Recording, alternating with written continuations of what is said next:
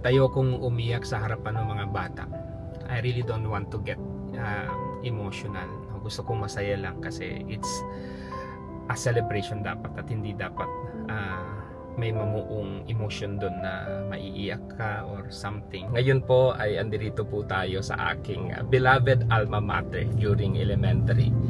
It's Maguindanaon Elementary School kasi we are invited to be their guest speaker. Ngayon po yung graduation nila for this year. That's why I am really excited. I am very happy.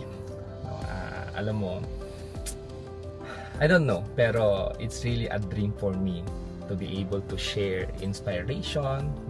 Sana ma-inspire sila sa sasabihin natin. This means so much to me. Samahan niyo po ako for today's ganap.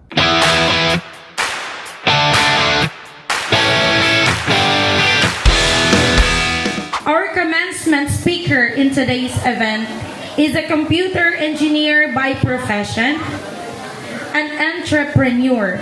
Beyond his technical expertise, he is a passionate vlogger and content creator dedicated to storytelling, education, and cultural preservation in the Bangsamoro region. With a growing audience of over 300,000 organic followers across social media platforms, he produces impactful content through diverse segments. His work highlights Bangsamoro culture, tourism, food, and inspiring individuals, making a significant impact on both local businesses and the community. A proud alumnus of Maguindanaon Elementary School and one of the rising Bangsamoro influencer na nakikita lang natin through online. Ngayon ay makakasama natin sa ating mahalagang palatuntunan ngayong araw. Ladies and gentlemen, please help me welcome Sir Amiruddin Impao Ganing. A round of applause. Sinong gutom? Pwede taas ang kamay? Good. Sige na. Konti. Yung iba, nahihiya. No? Ulitin ko kasi baka binubulungan ako ni Counselor kanina. Sabi niya, kung sinong gutom dyan, baka may ibigay tayo sa kanya. So ulitin ko yung tanong, sinong gutom? Taas ang kamay. Gutom na sila lahat. Dumami. No? So eto, sa mga gutom dyan, lilipas din yan. No? Konting tiis lang. We were the centennial graduates of this school, 1998. 28 years na po yun. And 28 years later, ang dami nang nangyari. Alhamdulillah, sabi nila, malayo na pero malayo pa. 2 years lang ako sa school na to. Kasi, transferee ako. Sino bang transferee dito? Maraming transferee pala. So pareho tayo, transferee ako. Nag-transfer ako dito, grade 5. Nanggaling ako sa GSKP, Maguindanao del Sur. So napakaliblib na lugar yon. Pagdating ko dito, medyo na-warshock ako. Kasi una, iba yung kutis ko. Tapos hindi ako makapagsalita kasi iba yung accent ko. No, sa Kaway ka Maguindanao ko, katoged sa raya ka Maguindanao ko. Uman ako padsumpat, napadatawanan ko niyan kay nasa Kalbuso Maguindanao ko. Toged sa raya. Nung time na yon, mahirap talaga mag-adjust, mahiyain, halos walang confidence. Parang feeling ko, hindi ako bagay. Tapos, feeling ko, hindi ako sapat. Alam mo yung pakiramdam na feeling mo, hindi ka magaling. Nafe-feel niyo ba yon? Ngayon, ito yung nangyari. Parang unang linggo ko pa lang sa school na to, pinatawag kami isa-isa.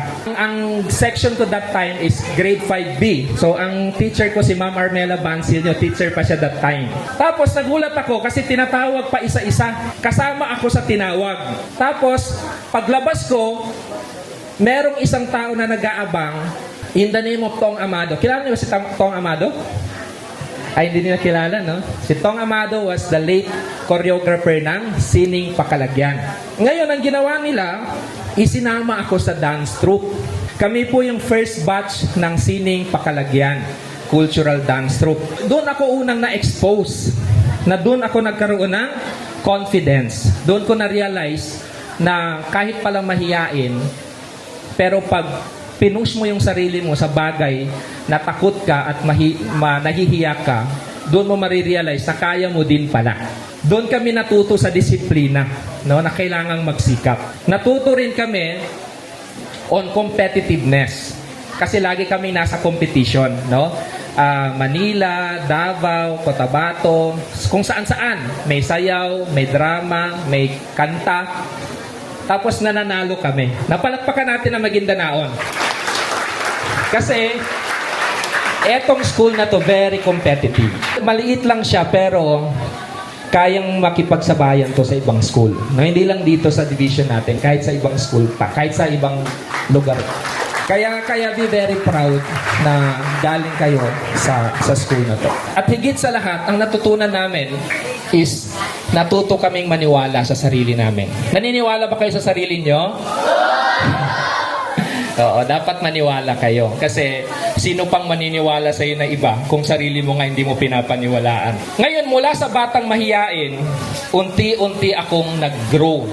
Mula sa batang hindi sigurado, naging taong may direksyon. Kaya sa mga graduates, baka may ilan sa inyo na katulad ko noon. Baka meron sa inyo na mahiyain. Sino ba dito ang mahiyain? Ay, maraming mahiyain. Okay lang yan, okay lang yan. Kasi ganyan naman din tayo dati. No? Pero hindi okay na hanggang dulo mahiyain kayo. May mga bagay na dapat ikahiya. No? May mga bagay na hindi dapat ikahiya. Baka meron sa inyo dito na pakiramdam hindi magaling, hindi pa tapos ang kwento nyo. Hindi pa tapos ang final version kung sino kayo. Kasi ang graduation na to is not the end. No? Laging sinasabi to ng mga speakers. It's just the beginning. Hindi importante kung sino ka at kung saan ka nagsimula. Ang pinaka-importante ay kung saan ka pupunta. Alright? Lahat ba kayo may mga pangarap sa buhay?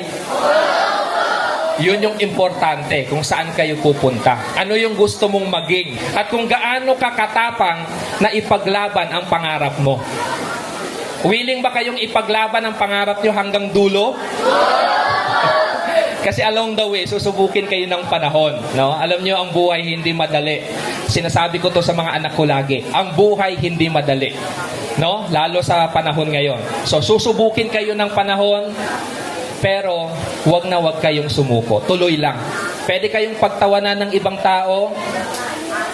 Okay lang yon. No? Tuloy mo lang kung ano yung nakikita mo na gusto mong marating, gusto mong puntahan. Katulad nung kwento ko, no, from a transferee student na hindi makasalita kasi iba magsalita, no, walang confidence. Alhamdulillah, no, sabi ko nga malayo na rin pero malayo pa rin. Kahit pa paano, sa awa ng Panginoon, sa awa ng Allah Subhanahu wa Ta'ala, nakatapos din tayo bilang computer engineer. At ngayon, alhamdulillah, isa po tayong regular employee ng Bangsamoro Parliament. At ito ngayon yung nakakatuwa. Ito yung nakakatuwa. Mabagal man, pero tuloy-tuloy.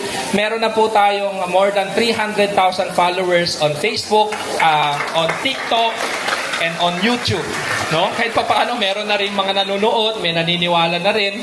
At meron na po tayong kahit pa paano mga negosyo na maliliit pa lang, inuumpisan pa lang.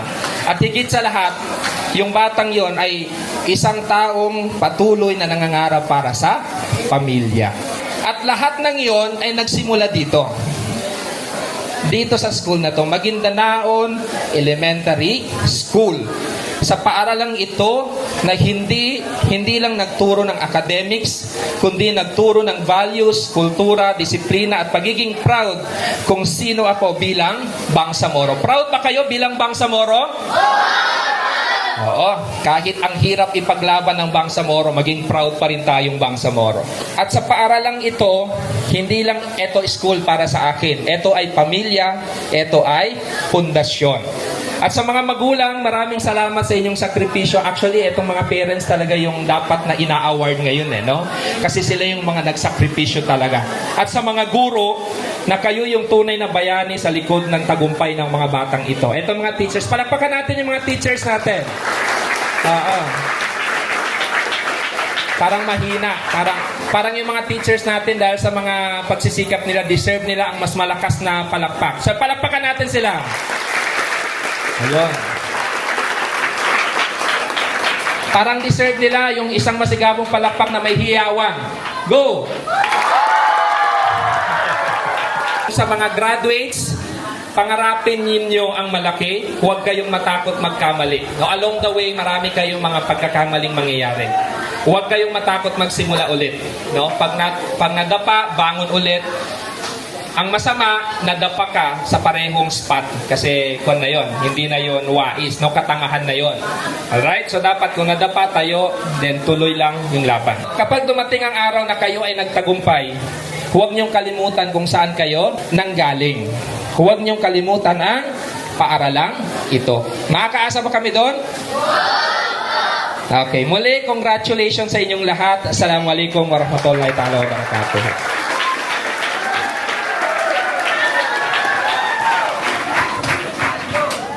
So ito, tapos na po ang ating speech. This is the principal, may tita, may second mother, si ma'am, Assistant Schools Division Superintendent, Assistant Schools Division Superintendent. The vlogger. Medyo challenging siya kasi ang dami ko pa sanang ikwento pero I am holding my emotion. No? Kasi alam mo, very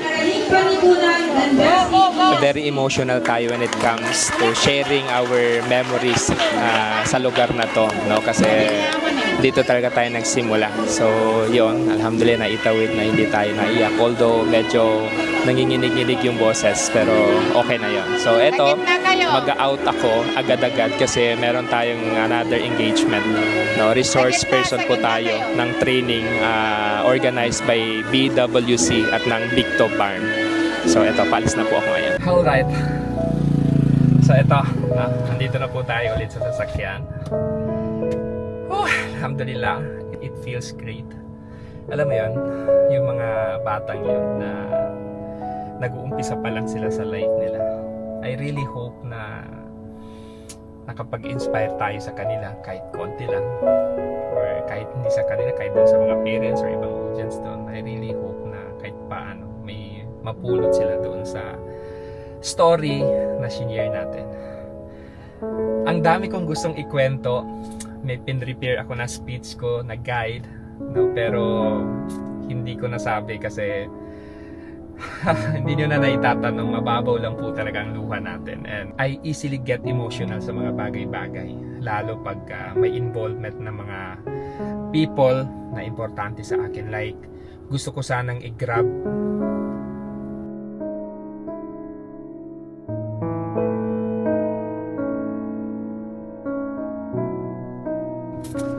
gusto ko sanang i-grab yung opportunity na yun to thank my tita, the principal, my second mom, sa pag-aalaga sa amin, sa lahat. Pero alam ko kasi na bibigay ako at ayokong umiyak sa harapan ng mga bata. I really don't want to get emotional.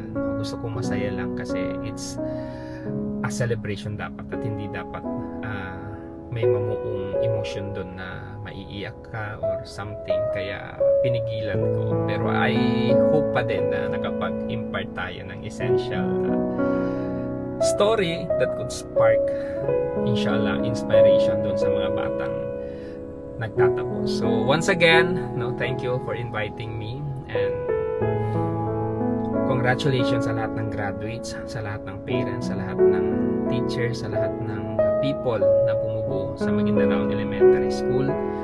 Maraming salamat, and yun, salamat sa pagsama sa akin with this activity.